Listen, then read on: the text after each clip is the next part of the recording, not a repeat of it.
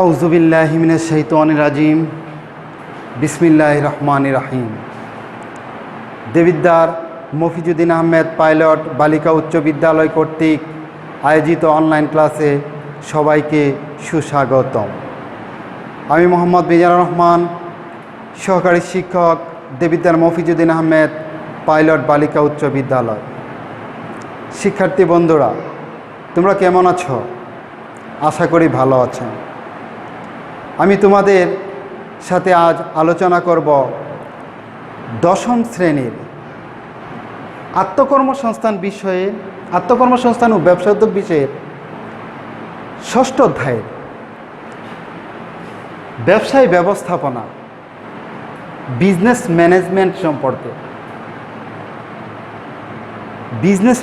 সম্পর্কে আজকে আলোচনা করব। শিক্ষার্থীরা বলতে পারবে ব্যবস্থাপনা বা ম্যানেজমেন্ট কাকে বলে, ব্যবস্থাপনার কার্যাবলী বলতে পারবে।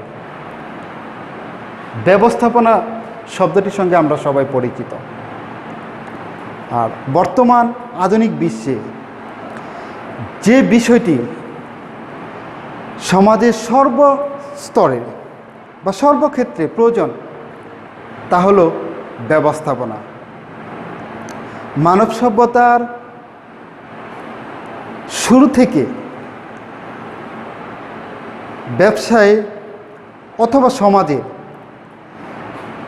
জীবনযাপনের জন্য যে কার্য সম্পাদন করে সেখান থেকেই ব্যবস্থাপনার উদ্ভব ঘটেছে।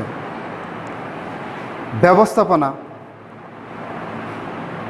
ইংরেজি ম্যানেজমেন্ট শব্দটি ইতালীয় শব্দ থেকে ম্যানেজিয়ার শব্দ থেকে এসেছে। এই ম্যানেজমেন্ট শব্দটি, ম্যানেজিয়ার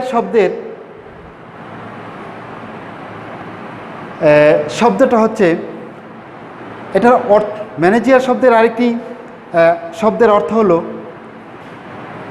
আমাদের টু ট্রেন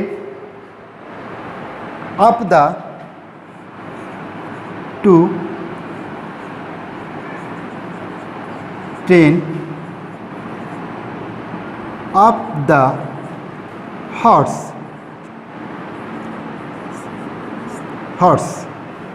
অর্থাৎ এই শব্দটা হচ্ছে যে অশ্বকে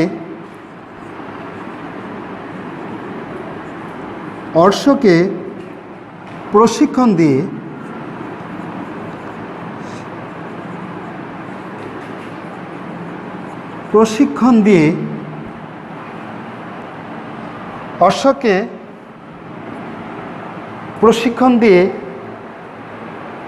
শিক্ষিত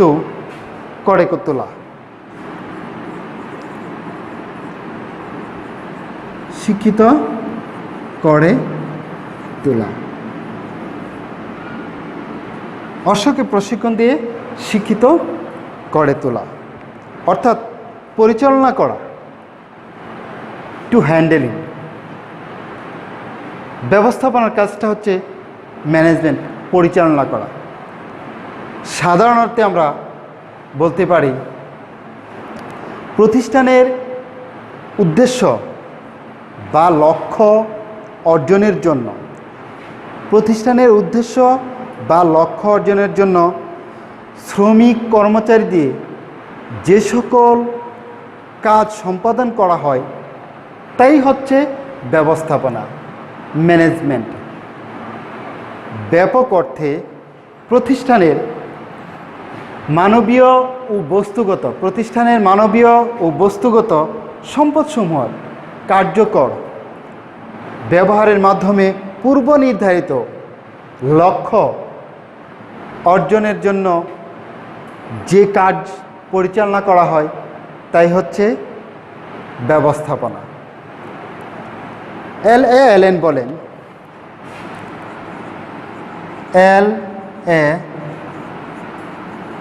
এলেনের মতে ব্যবস্থাপক যা কাজ করে বা ব্যবস্থাপক যে সকল কাজ করে তাই হচ্ছে ব্যবস্থাপনা। আর অ্যাপ্লির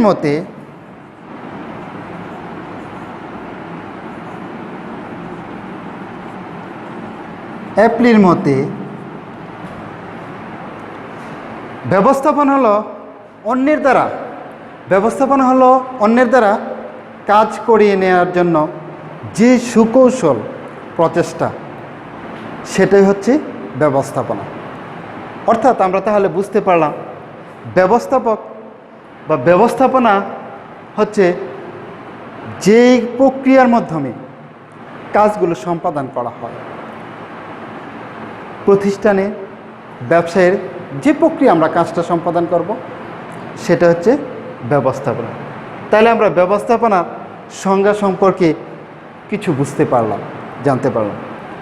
এখন আমরা ব্যবস্থাপনার কার্যাবলী সম্পর্কে দেখব যে ব্যবস্থাপনা কি কি কার্য সম্পাদন করে থাকে।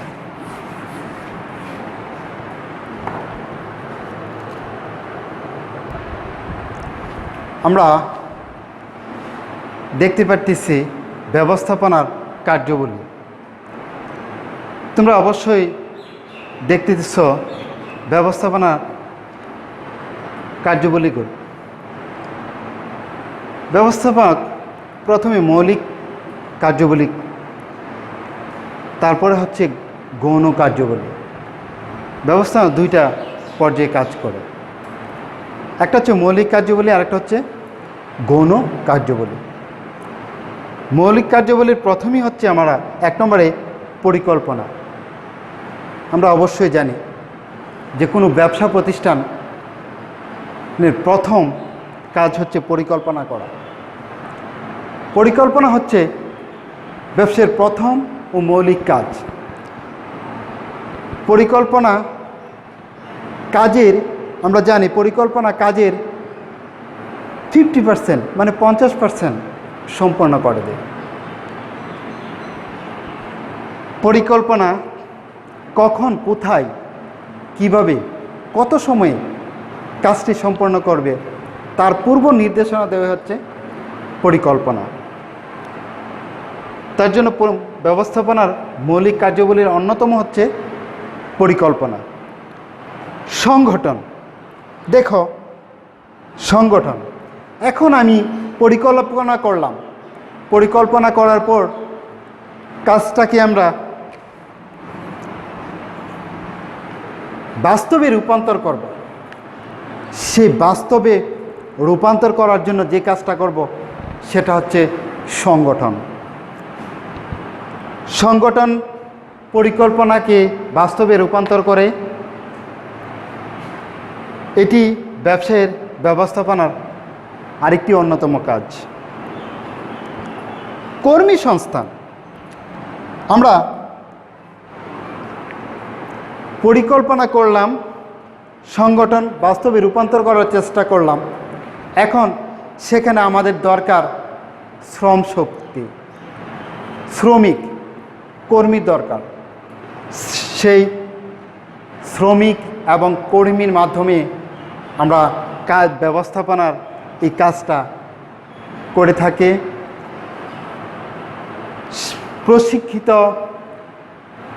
প্রশিক্ষণের মাধ্যমে বা বিভিন্নভাবে কর্মীদেরকে বিভিন্ন পর্যায়ে স্টেপ বাই স্টেপ পদক্ষেপ নিয়ে ব্যবস্থাপক কর্মীদের মাধ্যমে কাজ করিয়ে থাকেন। কর্মী প্রয়োজনীয় সংখ্যক কর্মী যোগান দেন। কর্মীদেরকে বিভিন্ন পর্যায়ে বা মাধ্যমে কর্মীদের কাজের সংস্থান করেন ব্যবস্থাপক। নির্দেশনা, এখন কর্মীদেরকে আমরা নিয়োজিত করার পর প্রতিষ্ঠানের গতিশীলতা বৃদ্ধির জন্য কর্মীদেরকে আমরা যে গতিশীল রাখার জন্য যে নির্দেশনা দিয়ে থাকি ব্যবসা প্রতিষ্ঠানে, সেটাই হচ্ছে নির্দেশনা। নির্দেশনা মোতাবেক কর্মী কাজ করবে, শ্রমিক কাজ করবে, আর ব্যবস্থাপক সেই কাজটাই করে থাকেন। তারপরে আমরা দেখছি পেশনা। আমরা বিগত একটি অধ্যায়ে পড়েছিলাম যে পেশনা কি। পেশনা হচ্ছে কর্মীদেরকে কাজে প্রণোদনা দেওয়া, উদ্যোগ সৃষ্টি করা, কাজ করার জন্য বিভিন্ন প্রেরণা প্রদান করা, সেটা হচ্ছে পেশনা। এই পেশনাটা ব্যবস্থাপক কর্মীদেরকে বিভিন্নভাবে উদ্বুদ্ধ করে, পেশনার মাধ্যমে কাজে উদ্বুদ্ধ করে। ধরো একটা আমি এক উদাহরণ দিচ্ছি, যে আমার কোম্পানিতে আমি বললাম বা আমার প্রতিষ্ঠানে আমি বললাম কর্মীদেরকে এই বছর যা লাভ হবে তার 5% আমি তোমাদের মাঝে বিলি করে দেব, বিতরণ করব, কমিশন দেব। এখন কর্মীরা এই কথা চিন্তা করে আমার কাজে আরও বেশি মনোযোগ নিবেশ হবে। সেই মনোনিবেশ হওয়াটাই হচ্ছে পেশনা। এই যে প্রণোদনাটা দিলে ব্যবস্থাপক, সেটা হচ্ছে পেশনা। সমন্বয় সাধন, সমন্বয় হচ্ছে সবাইকে একত্রিতকরণ, সর্বপ্রক্রিয়ায় সবার সাথে চিন্তা, সব কিছু বিবেচনা, সমন্বয়, সবাইকে একত্রিতকরণ।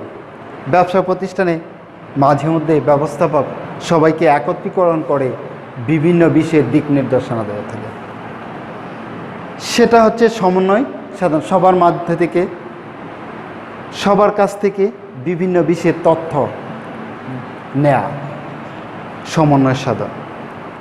নিয়ন্ত্রণ, সর্বশেষ আমরা দেখতেছি নিয়ন্ত্রণ। নিয়ন্ত্রণ ব্যবসাকে পরিচালনা করার পর সেটা বিভিন্ন ধরনের সমস্যার সম্মুখীন হতে হয়। সেই সমস্যার সম্মুখীনের জন্য ব্যবস্থাপক বিভিন্ন বিষয়ে নিয়ন্ত্রণ করে থাকে। এ হচ্ছে মৌলিক কার্যাবলী। আর গৌণ কার্যাবলীর মধ্যে ব্যবস্থাপক অবশ্যই উদ্ভাবনী হতে হবে। তার মধ্যে উদ্ভাবনী সৃষ্টি থাকবে, সে বিভিন্ন বিষয়ে উপস্থাপন করার অভিজ্ঞতা থাকবে, সবার সাথে কর্মীদের সাথে যোগাযোগের মাধ্যমে, ভালো যোগাযোগের মাধ্যমে ব্যবসার সফলতা অর্জন করবে। বাজেট, প্রতি বছর 6 মাস অন্তর অথবা 1 বছর ব্যবসা প্রতিষ্ঠানে বাজেট প্রণয়ন করবে। সেই বাজেটে আবার কর্মী বা ব্যবসা প্রতিষ্ঠানে রিপোর্ট প্রদান করবে। তাহলে আজ আমরা বুঝতে পারলাম একজন ব্যবস্থাপক বা ব্যবস্থাপনার কি কি কাজ করে থাকেন।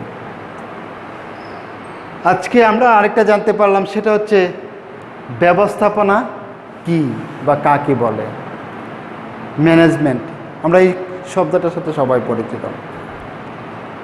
তাহলে শিক্ষার্থী বন্ধুরা, তোমরা বাসায় এই 2টা প্রশ্ন জানতে পারলা। এখন তোমাদেরকে কিছু আমি বাড়ির কাজ দেব।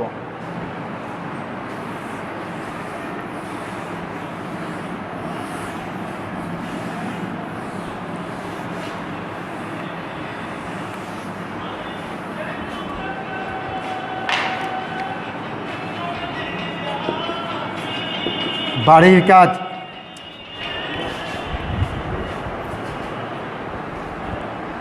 বাড়ির কাজ তোমরা ব্যবস্থাপনা কাকে বলে লিখবা।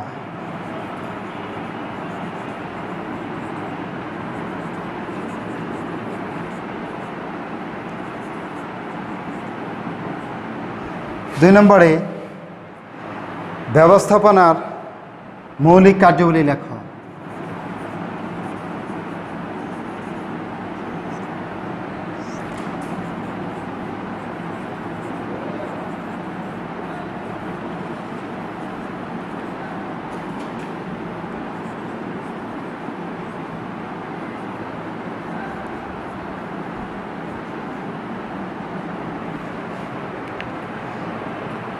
বাসায় তোমরা খাতার মধ্যে এ দুইটা প্রশ্নের উত্তর লিখে রাখবে।